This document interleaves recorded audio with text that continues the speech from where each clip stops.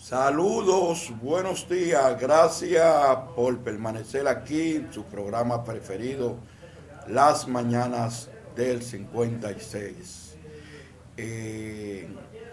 Habían 3 proyectos pendientes por lo que el Poder Ejecutivo propuso la ampliación de la legislatura y que estaban pendientes en el Congreso de la República, que es la ley relacionada con el fideicomiso público, lo que tiene que ver con el Código Penal y lo otro que tiene que ver con la ley de régimen electoral. Lo que tiene que ver con la ley de régimen electoral se aprobó y ya fue promulgada por el presidente de la República, Luis Abinader, pero quedan pendientes lo que tiene que ver con el Código Procesal Penal y lo que tiene que ver con el fideicomiso público, que estarían conociéndose en la próxima legislatura, porque esta venció en febrero, el 15 de febrero. Bueno, cuando se reabra la legislatura, entonces deberán conocerse esas leyes. En el caso del Código Penal, es una ley que ha sido demandada por toda la sociedad, por los partidos, por diferentes sectores de la vida nacional como conveniente. Tenemos un código laboral que data de hace 139 años y la población, el país, los diferentes sectores han venido demandando la aprobación del Código Penal, que se ha complicado en el tiempo por intereses envueltos, y ahora la parte espinosa es lo que tiene que ver con las 3 causales. Ya el Código Penal fue aprobado en 2 lecturas en el Senado de la República, va al Congreso, donde se supone que a partir de la nueva legislatura será abierto todo un debate, porque el proyecto aprobado en la Cámara, en el Senado de la República, en 2 lecturas, vuelvo y reitero, fue aprobado dejando fuera las 3 causales y solamente contemplando interrumpir el embarazo en caso de que haya una situación complicada y que la vida de la madre esté en peligro. Pero todo el mundo sabe que aquí hay sectores interesados, principalmente las sociedades feministas y varios sectores que apelan al buen sentido común que tiene que ver con la decisión de las mujeres. Y hay todo un debate, porque la parte religiosa, lo que tiene que ver con los evangélicos y la Iglesia Católica, se han parado en 2 patas y siempre han tenido una posición, pero además su posición está amparada en la ley, en la Constitución, que dice que el derecho a la vida hay que garantizarlo y está registrado constitucionalmente. Pero esto es todo un debate, porque hay una clase política que tiene el temor de y no ahora, ha sido siempre que tiene el temor de actuar en un sentido o en el otro. Pero lo importante aquí es que el Código Penal es necesario, y mi opinión particular es que independientemente de las tres causales, se apruebe el Código Penal, que es necesario y que nos va a poner dentro de la modernidad y que va a corregir muchas cosas que hoy son la traba para que la delincuencia siga por su ancha, como la que tiene que ver con el sicariato, la que tiene que ver con la acumulación de las penas. Ahí hay muchos artículos que contempla ese Código Penal que protege con mayor amplitud lo que es lo relacionado con la mujer, con la equidad de género y todo eso. O sea que tenemos un código necesario, que la gente lo está demandando, que la población lo quiere y que va a resolver muchas cosas de las que hoy nos quejamos, que tienen que ver con la delincuencia.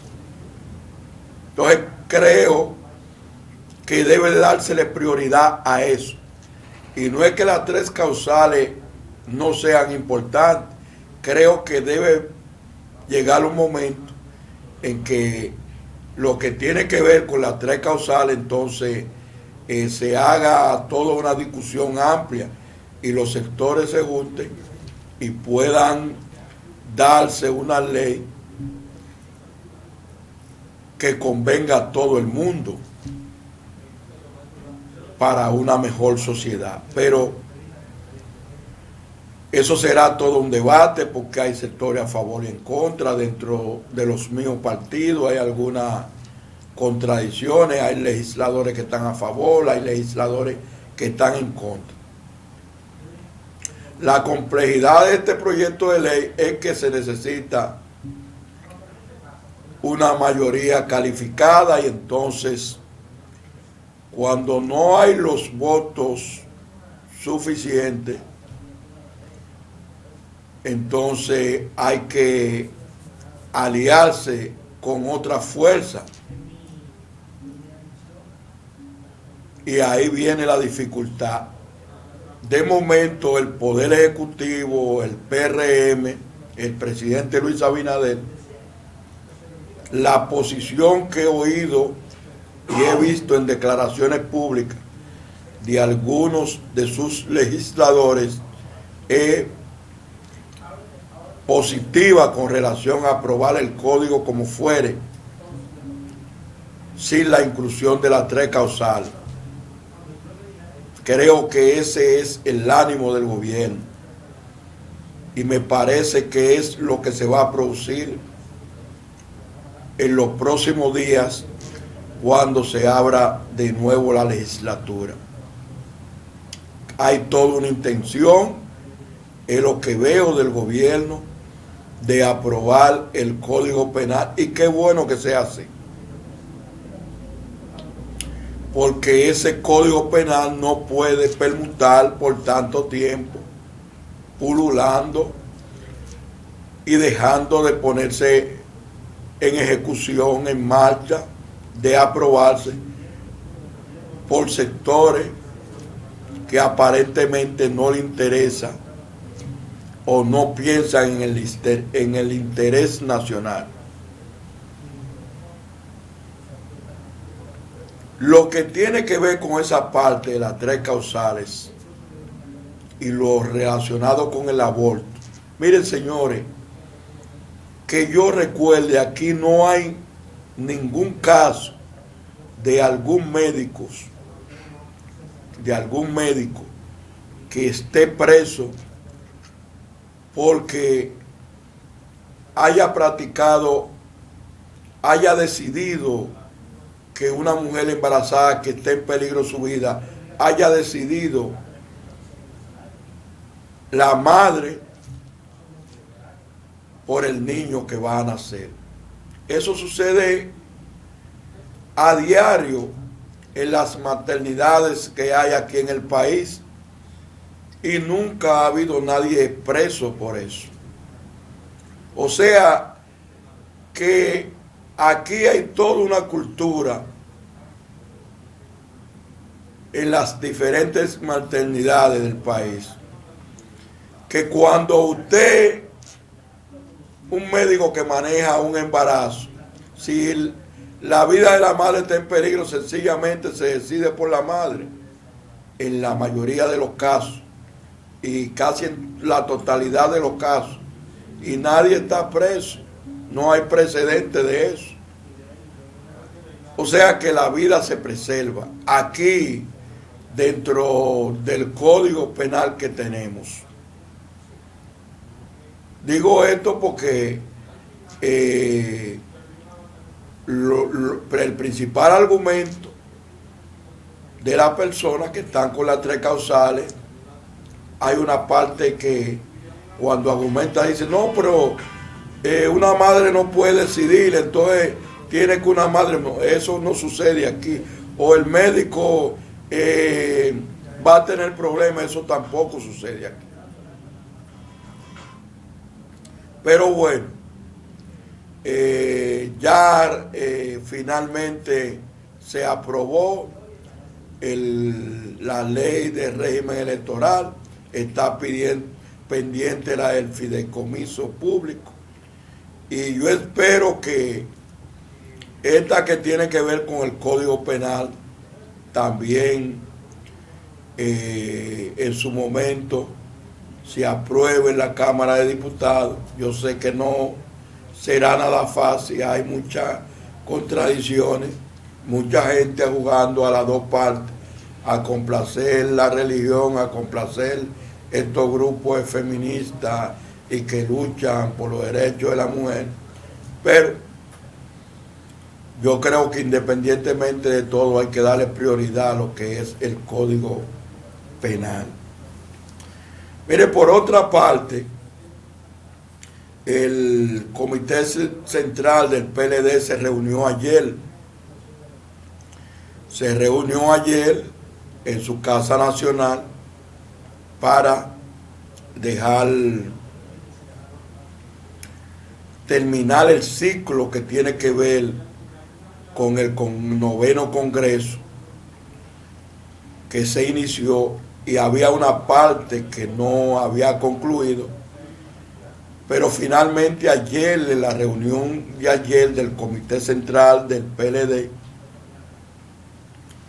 donde se reunieron unos 1.300 miembros de ese Comité Central, eligieron unas 6 direcciones que hacían falta y completaron esa parte del Comité Central, en donde se cogió a Mayomané Coto, Víctor Suárez, también está Alexis La Antigua,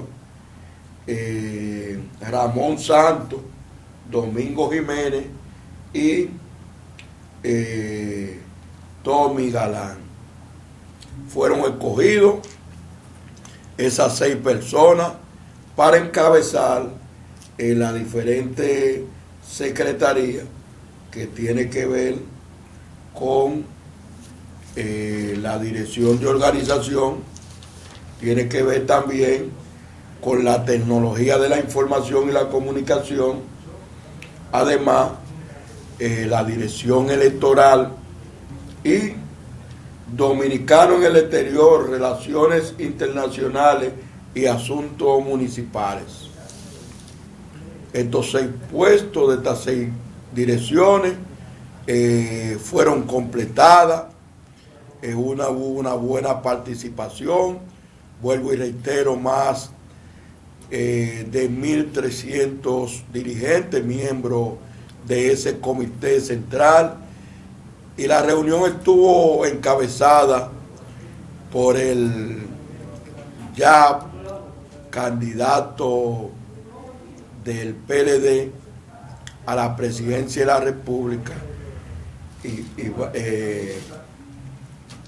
candidato presidencial Abel Martínez, y estuvo encabezada por él en ausencia del presidente del partido, licenciado Danilo Medina, quien se dijo que su ausencia se debía a que estaba fuera del país de viaje, atendiendo asuntos relacionados con su salud. Esa fue la gran ausencia. No sé cómo eso no se pudo coordinar para que el presidente Danilo Medina estuviera presente en esa actividad, porque la situación que está el PLD, la presencia de Danilo tiene un gran peso en cada asamblea, en cada actividad, en cada reunión de su comité político, en cada reunión de su comité central. Una de las dos cosas yo creo que debió variar para que el presidente Danilo Medina no estuviera ausente: o una cita médica fuera del país, o cambiar la fecha de la asamblea del comité central. Creo que eso era un solo día y pudo cambiar para permitir la presencia del presidente Danilo Medina. Pero bien, el PLD hizo su asamblea, vuelvo y reitero, se completó un ciclo que era relacionado con el 9º Congreso del PLD, donde este 9º Congreso, Vidó Medina,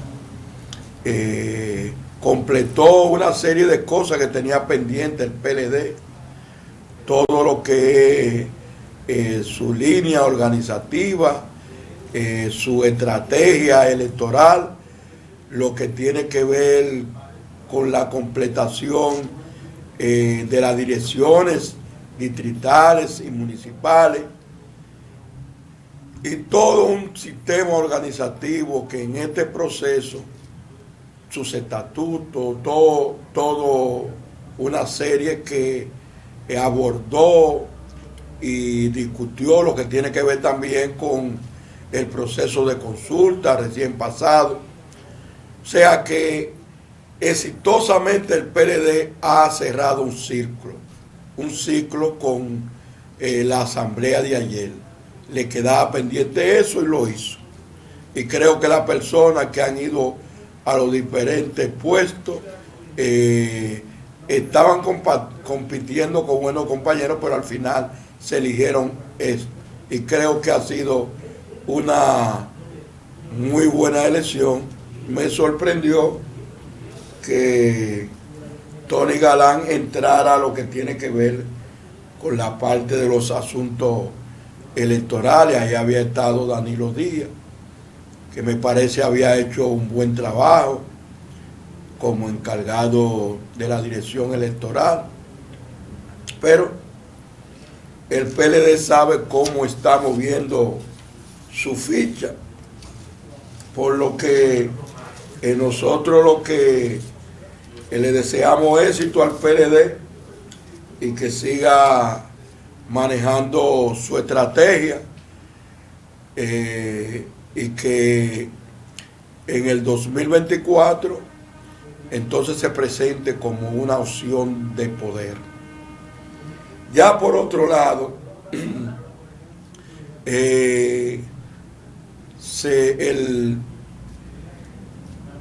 la Procuraduría Especializada contra el tráfico ilícito de trata de personas y de inmigrantes desmanteló una banda, una organización que se dedicaba a negociar con ciudadanos haitianos para que introducirlo al país. Y se desmanteló esa banda según dicen las autoridades. Aquí realmente lo penoso es que cuando se hace este tipo de cosas, dentro de lo que eran componentes, parte de esta organización, entonces hay militares involucrados. 5 militares del ejército están involucrados en esta red de personas que se dedicaban a la trata de personas, de inmigrantes. Eso era un secreto a voz. Uno en muchísimas ocasiones lo había denunciado, lo había abordado el tema. A veces la gente entendía que era uno haciendo política, pero al final, cuando vienen los resultados, se da cuenta que todo lo que decíamos y todo lo que hablábamos, que esa migración de haitianos y ese éxodo de haitianos hacia la República Dominicana tenía la complicidad de las autoridades. Vuelvo y reitero aquí lo delicado del asunto, que es que los que están encargados en la frontera para cuidar la frontera y evitar que esos ciudadanos haitianos entren al país son los que entonces están negociando para eso. Y no solo estos son los 5 que han aparecido. Ese es un comportamiento que se da a diario en la frontera, que todo el mundo conoce, que están en complicidad con la parte donde se desarrolla con toda esa provincia. En este caso esto fue en Montecristi, pero en todo lo que provincias que bordean la frontera se dan este tipo de negocios, denunciados por la misma gente de ese territorio y denunciados nosotros por acá, porque una vez esos ciudadanos haitianos penetran, se riegan a nivel de todo el territorio nacional y a uno le llega y uno ve de primera mano los casos y las personas que están entrando en grandes cantidades. Entonces, obligado uno tiene que ver ese caso que le da en la dura realidad. Y entonces cuando ellos abordan y hablan del tema, dice que dieron una cantidad de dinero para poder penetrar al país. Entonces lo que hemos reiterado aquí es que eso no se hace sin que haya una complicidad de las autoridades. Es un asunto de voluntad política. El gobierno ha tenido una posición firme con respecto al tema haitiano, pero hay algunas cosas que el gobierno debería atender también para complementar lo que son los discursos. Y esta es una de ellas, lo relacionado con que el personal que tenga ahí en la frontera entonces no se convierta en un negociante, para que un ciudadano haitiano que el gobierno deporte hoy, mañana no entre de nuevo al país, porque usted lo saca hoy y mañana entra. ¿Cómo entra? Dando dinero. ¿Quién lo deja pasar? Los que cuidan la frontera. Pero además nosotros hemos abordado muchísimas veces lo que está relacionado con los visados de ciudadanos haitianos, que por negocio se visan una cantidad de personas y eso entran de manera legal aquí, pero una vez se vence el visado se quedan de manera ilegal, y eso es un problema también que tiene que ver con el gobierno dominicano, porque estos no entran ilegal, estos entran legal a través de visados. 5 consulados dando visa al vapor negociada, que todo el mundo sabe que el que compra una visa ya tiene que dar una determinada cantidad de dólares, y eso no entra al erario nacional, sino que se quede en los bolsillos de algunos cónsules. En su mayoría que se hacen millonarios, no en este gobierno, en todo lo que han pasado. Y en algún punto el gobierno debe abordar eso y eso debe regularizarse. Pero bien, hay que seguir con lo operativo, porque ahí en la frontera estos son 5, pero a través de toda la frontera hay mucho más gente dedicado a este tipo de negocio, de coger dinero para entrar, dejar entrar ciudadanos haitianos. Como se encontraron si los operativos siguen, van a encontrar otros. Ojalá esto sea un plan en serio y no que se haya hecho hoy como un asunto aislado y que esto se detenga ahí. Esto debe seguir y van a seguir cayendo otros. Miren, señores, hay otra cosa que quería tratarles relacionado con el 911, y es que se está denunciando que este es un programa que se va deteriorando, que las ambulancias están prácticamente la mayoría dañadas, hacen falta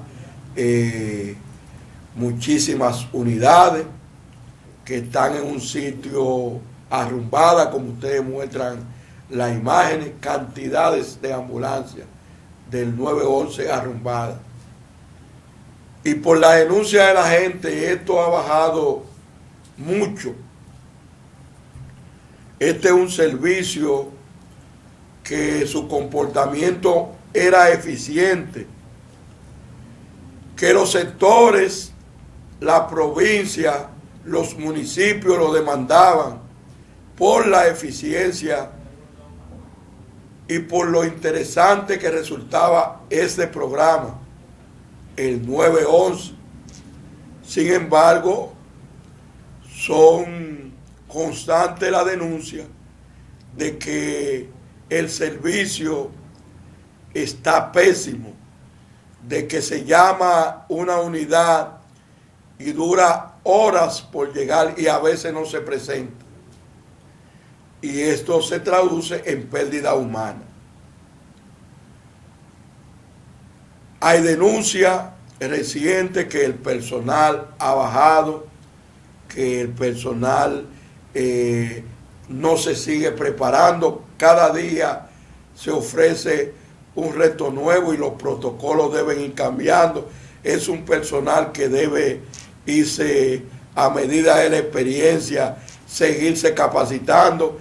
Esas unidades deben estar en completa condiciones para dar un servicio a tiempo. Pero si usted no le da mantenimiento, si no hay un programa que mida la competencia del personal, que le dé seguimiento a esas unidades, las condiciones que están, no hay posibilidad de dar un buen servicio. Y parece que la gerencia que hoy está dirigiendo ese programa ha caído. Y esto se traduce en pérdida humana, esto se traduce en deterioro de la salud de la gente, esto se traduce en carestía, porque cuando una de estas personas que solicitaba el servicio, gente que no puede pagar otro servicio de ambulancia, que no puede pagar un taxi, que no está en condiciones ni siquiera para comprar su medicina, cuando el Estado le brinda ese servicio eficiente, le economiza mucho, le salva vida y ayuda a que su salud no se deteriore. Pero aquí todo el mundo está en política, aquí todo el mundo está en otros asuntos, nadie le pone atención a eso, y creo que el gobierno del presidente Luis Abinader debe poner suma interés en esta parte, porque un país no avanza tirando un programa y que vaya bien y después variar hacia atrás. Los gobiernos deben dar continuidad y que los servicios que encuentran bien, ayudar a mejorarlo, no que se empeore, porque la sociedad entonces retrocede, va hacia atrás y así un país no puede avanzar. Vamos a dejar nuestro comentario hasta aquí.